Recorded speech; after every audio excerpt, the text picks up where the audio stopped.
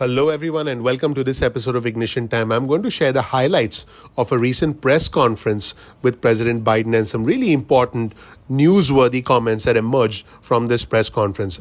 Let's start with comments about schools reopening, and then we'll get to the important subject of stimulus and other matters pertaining to the country. About schools, the president says, the district that says we're not going to be open is always going to get the front page. It's always going to be the top of the news. Let's put it in perspective. 95%, as high as 98% of the schools in America are open, functional, and capable of doing the job. Let's roll the tape and see President Biden putting the whole school reopening situation, the whole school reopening controversy, if you will, in the right perspective. Let's roll the tape and see what President Biden had to say. Let's watch. The outfit, the individuals of the district that says we're not going to be open is always going to get, and I'm not being critical of any of you, it's always going to get front page. It's always going to be the top of the news. But let's put it in perspective.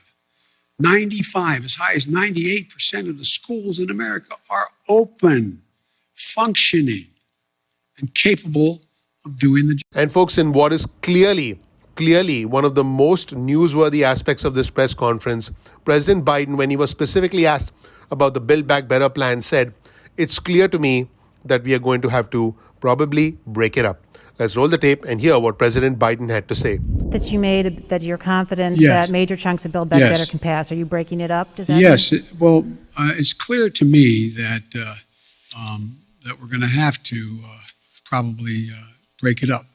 I think that we can get, and I've been talking to a number of my colleagues on the Hill, I think it's clear that we would be able to get support for the $500 plus billion for energy and the environmental issues that are there, number one. Number two, I know that the two people who've opposed, on the Democratic side at least, support a number of the things that are in there. For example, Joe Manchin strongly supports early education, 3 and 4 years of age, strongly supports that.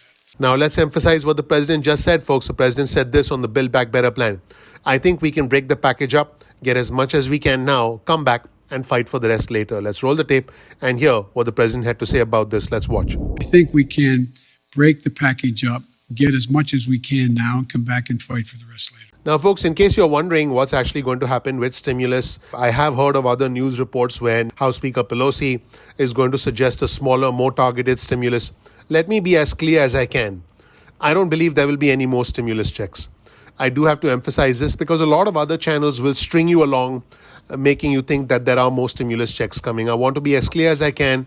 I want to be upfront with you. I have a lot of respect for you. And I don't want to string you along just for views. I want to tell you the truth. I don't think another stimulus check is coming. But I do think that indirect forms of stimulus like the child tax credit and other incentives and subsidies will be coming, but it's not going to be a check in the mail because I think the political capital, in other words, the Republicans and the Democrats need to be aligned. The political capital to pass another stimulus check does not exist. In fact, President Biden took a shot at the entire Republican Party, and the president specifically said, I quote, "What are Republicans for? What are they for? Name me one thing they're for." Let's roll the tape and hear what President Biden had to say. Let's watch. Think about this. What are Republicans for? What are they for? Name me one thing they're for. And so the problem here is that I think what I have to do in the change in tactic, if you will, I have to make clear to the American people what we are for. We've passed a lot. We passed a lot of things that people don't even understand what's in it, understandably. And folks, President Biden goes one step further.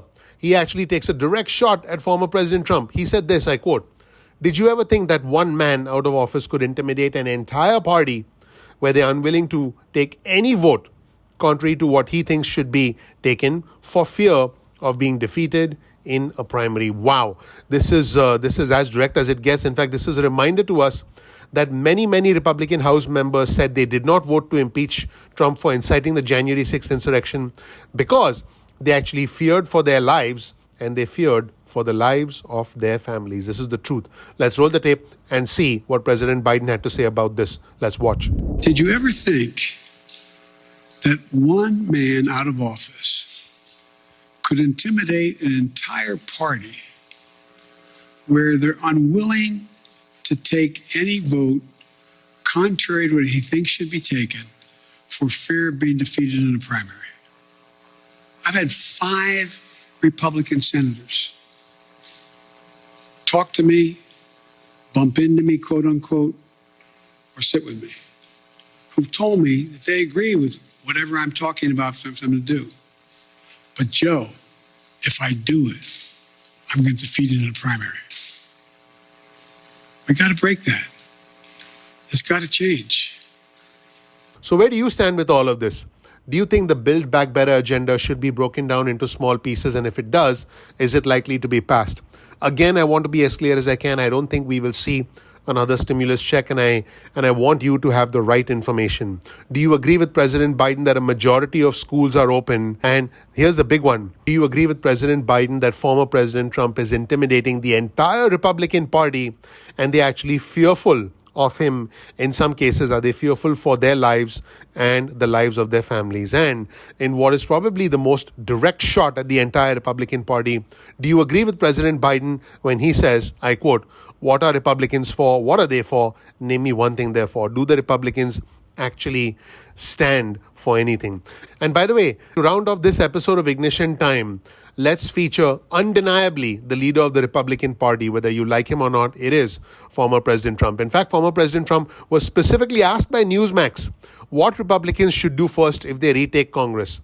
Listen carefully to former President Trump's answer, and my opinion is he didn't really provide an answer. Listen closely and let me know whether you agree or disagree. Sounds like the Republicans are going to take back control of the Congress. And what would you like to see them do first? What should be priority number one if they do take back control? Number one, take back. That's what has to be number one. We have to take it back. These are radicalized, horrible people that hate our country. What they're doing with the open borders and the judges and all of the things they've been doing is so sad. And then you look at Afghanistan as a topper, the way they came out. We were coming out, and we were coming out strong with dignity. There's never been a lower point than what happened with Afghanistan, in my opinion. So we've got to, number one, we've got to win the House, and I think we can win the Senate also. We should win the House, maybe handily, and I think we should win the Senate. So that's where we stand, everyone. Very interesting comments from President Biden and very interesting non-comments from former President Trump. And of course, the future of stimulus. I believe there will be more stimulus. It'll be an indirect stimulus, but it will not be stimulus checks in the mail.